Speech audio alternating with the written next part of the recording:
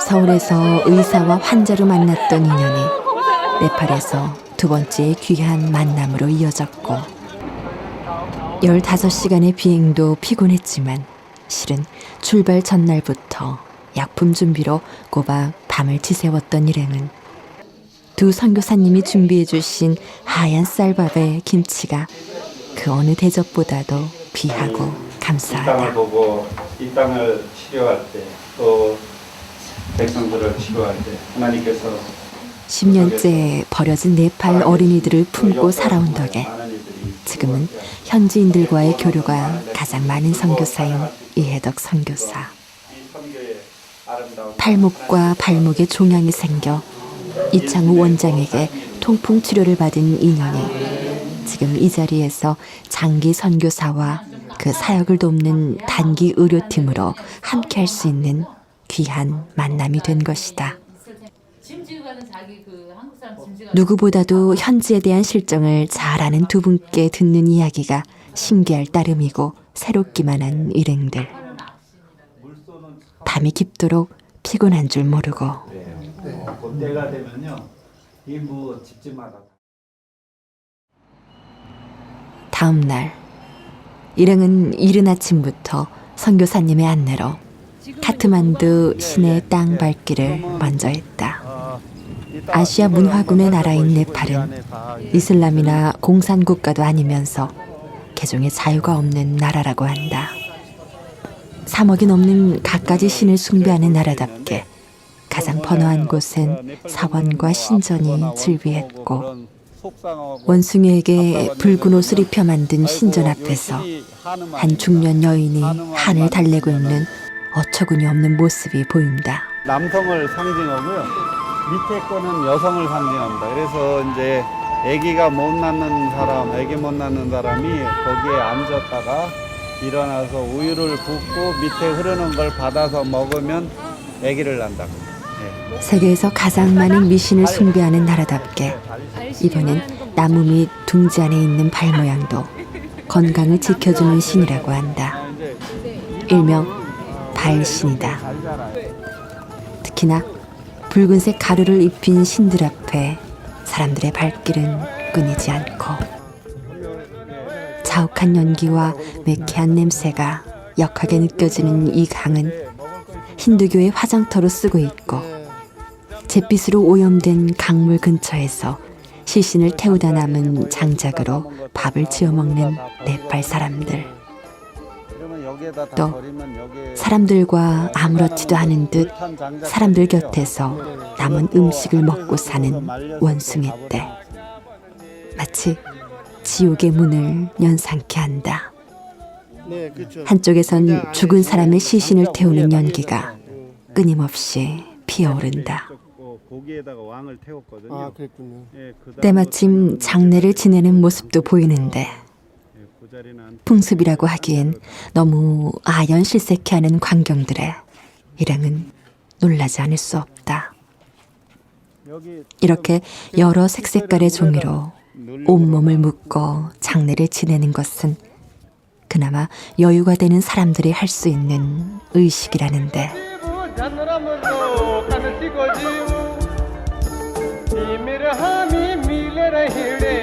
갖가지 미신을 믿는 나라라도 가족을 떠나보내는 슬픔은 어디나 마찬가지인가 보다.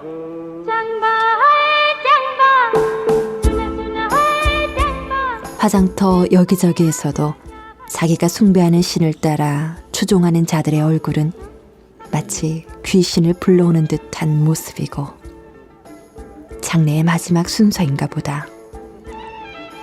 네팔의 화장터는 죽음을 기다리는 방이 있다고 한다. 사람의 목숨을 소중히 여기는 일반적인 생각을 넘어선 이곳 사람들의 동물을 숭배하는 미신이 오히려 사람의 생명이 더 값없게 느껴진다. 의식이 끝나자 오열하며 자리를 떠나는 가족들의 뒷모습이 애처롭게만 보인다.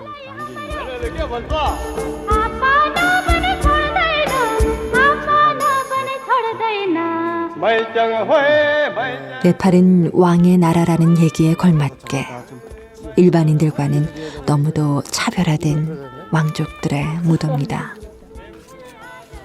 왕족의 장례는 끝나고 나면 이렇게 화려한 장식이 있는 곳에 따로 만들어 놓는다고 하는데 확연히 드러나는 군주제와 계급 격차의 모습이다.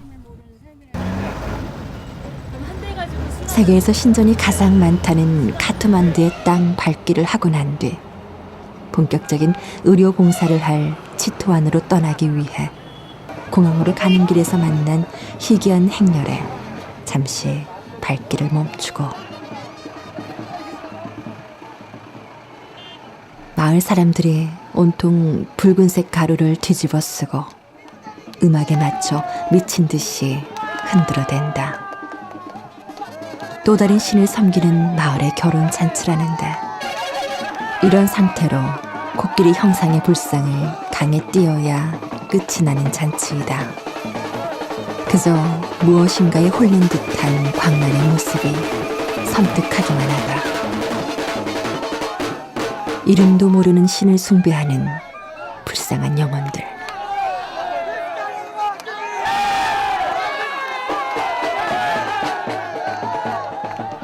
이 도시가 하루빨리 주님의 나라로 회복되길 간절히 기도할 뿐이다.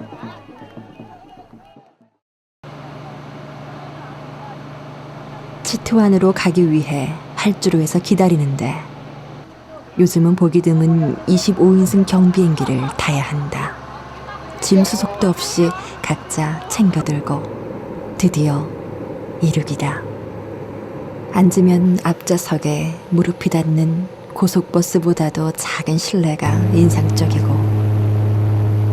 네팔 카트만두에서 차로 8시간 거리에 있는 치트완의 저것불 마을이 현지 선교사님의 사역지인 소망이네가 위치한 곳이며 이번 일행의 목적지이다. 잘 도착한 치트완 공항. 선교사님과 함께 치트완의 시골 풍경을 보며 약 1시간 반가량 들어가야 한다. 새벽부터 카트만두에서의 힘든 일정 때문일까 심하게 흔들리는 차 안에서도 잠시 눈을 붙이는 일행도 보인다. 드디어 저것불 마을에 소망인의 도착이다.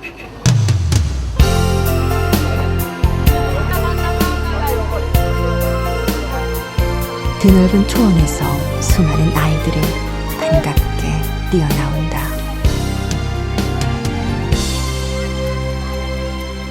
오래도록 기다린 반가운 얼굴을 대하듯 들풀과 꽃으로 만든 꽃다발로 환영해주는 천사 같은 아이들이다.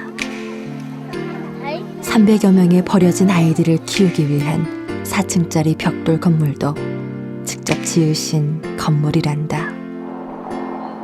짐도 풀을 시간도 없이 아침부터 와서 기다린다는 환자들을 위해 준비해온 약들을 펼치며 바로 진료를 준비하고 환자들의 개인 프라이버시를 위해서 그래서 뭐 주사를 맞는다든지 아니면은 이제 조금 남한테 보여주기가 어려운 부위를 이제 진찰하기 위해서요.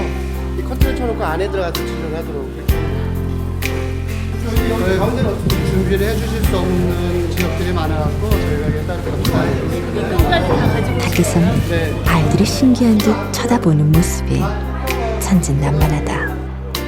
역시 여러 차례의 오지로만 다닌 의료 봉사 경험에서 나온 철저한 준비가 프로다운 모습이다. 여기는 약제실인가 보다. 꼼꼼히 체크리스트를 확인하는 손길이 바쁘기만 하다. 누가 시키지 않아도 알아서 각자의 해당 업무에 충실한 모습들. 진찰에 앞서 이창우 원장과 이흥우 교수 두 형제는 약제 처방에 대한 상의를 하는 중이다. 애들이면 요 반밖에 안 쓸 거니까 충분할 것 같아요. 이게 가족 단위로 달라는 거죠. 가족이 4명이면 4개를 달라고 하면 갈 수가 없단 말이에요. 여기서 먹이고. 이거 여기다 남겨놓고. 저요? 저는 뭐 여기는 과가 없어요. 왜냐면은 이제 그게 과를 나눠서 환자를 보는 것보다는요, 대부분 환자들이 거의 일정한 환자들만 오기 때문에 그 의사들이 사실은 과목이 있긴 하지만 배울 때는 이제 모든 과목을 다 할 수 있도록 되어 있거든요. 그래서 그런 구분이 없이 환자를 보는 게 나을 것 같아요. 평강 가운데 이 일들이 은혜 가운데 잘 맞춰질 수 있도록 하나님 축복해 주시옵소서. 우리 이 아름다운 헌신이 하나님 오늘 영광받는 귀한 시간 되게 축복해 주옵소서. 예수님의 거룩하신 이름으로 선교사님의 기도로 일행은 모든 일정을 온전히 주님 앞에 의탁하며 진료를 시작한다. 지금 고아원에 있는 환자들하고요, 그리고 주변 마을에서 찾아온 환자들, 저희가 지금 미리 와 있는 환자들 한 50여 명을 더 추가해서 지금 와 있다고는 얘기 들었고요. 2시부터 진료가 시작되는 걸로 알고 있기 때문에 사람들이 속속 지금 오고 있는 걸로 알고 있습니다. 아침부터 와서 기다렸다는 저곡불 마을 사람들. 의료 혜택이 되어 있질 않고 형편이 어려워 병원 한 번도 못 가본 사람들도 많다는데, 외과에 가장 먼저 찾은 환자는 선교사님과도 친분이 있는 보기 드문 현지인 목사다. 며칠 전에 일하다가 다쳐 절반 이상 잘린 손가락의 끝마디를 싸매고 여지껏 기다렸단다. 그 상처의 고통은 어찌 말로 다 할 수 있을까? 곪은 상처에 맞는 주사가 참기 힘든 모양이다.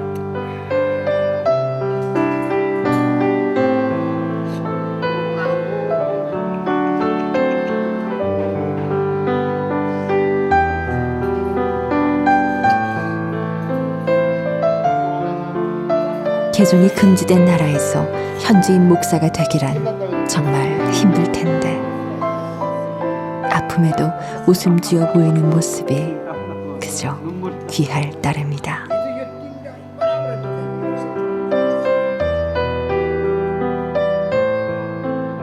진료 시작부터 수술을 받아야 할 염증 환자들에 몰리고 있다.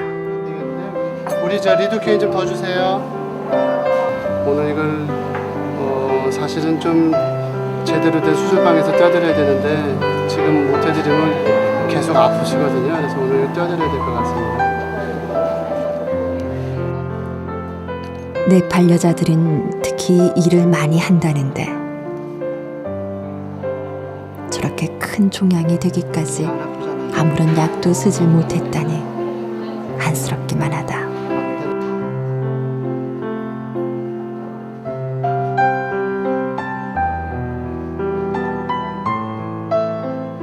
드디어 팔에서 꺼낸 상당히 커 보이는 종양을 환자에게 보이고 있다. 네, 아주 잘 된 것 같아요. 잘 된 것 같아요. 오케이.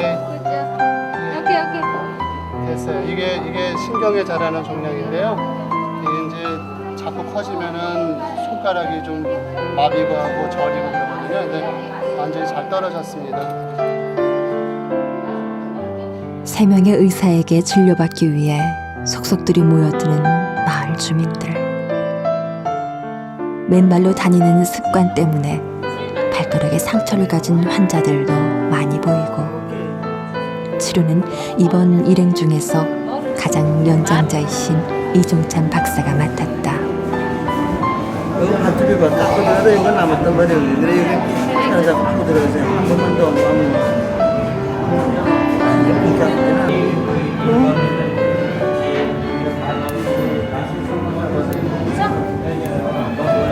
다 했어요.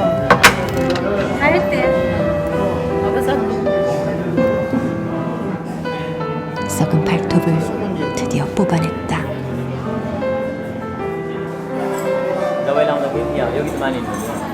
몸이 걸려 긁은 상처가 염증이 되어 머릿속이 온통 염증 투성의 아이다.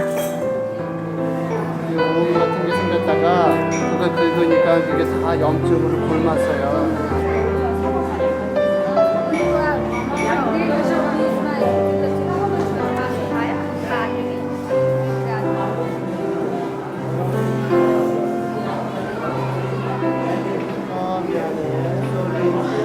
약재실의 손길들도 점차 바빠지고 있다. 지금 한국에 이제 저기 차트 정리하고 약 봐서 넣고 그러는 거야. 약 봐서 포장하고. 예, 아들들이 성교하는 뜻에서 또 이렇게 하는데 협조를 해줘. 기뻐요. 그래서. 중증인 환자들이 많아서 조금 큰 병원에 가서 치료받아야 될 환자들이 많은 것 같습니다. 그래서 기본적인 해결은 못하지만 조금 그들의 고통을 조금 덜어주는 한도 내에서 저희가 치료를 해주는 것 같습니다. 무덥고 습한 날씨다. 여러 수술 환자들이 많아 지칠만도 하지만 기다리는 사람이나 진료하는 사람들은 더위도 느낄 새가 없다. 또 수술 환자다. 좀 더 상황이 커 보이는데 어떻게 생긴 거예요? 생기는 거는 그 안쪽에 지방 덩어리가 있는 것 같아요. 그 지방종이라고 그러는 건데요. 이게 서서히 자라면서 점점 더 커지는 거죠. 그러니까 지금 벌써 몇 년 된 거거든요. 그래서 국소마취를 해서 이걸 꺼내려고 지금 생각하고 있어요. 얘한테 깎으라는데 잘 깎아. 네? 아, 괜찮은데?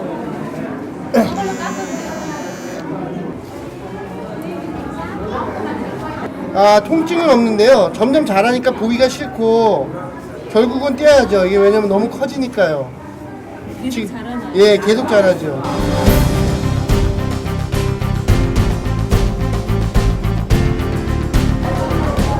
머리 지방종으로 제거 수술 받은 환자, 또 다른 환자, 환자들. 이건 거의 종합병원 수준이다.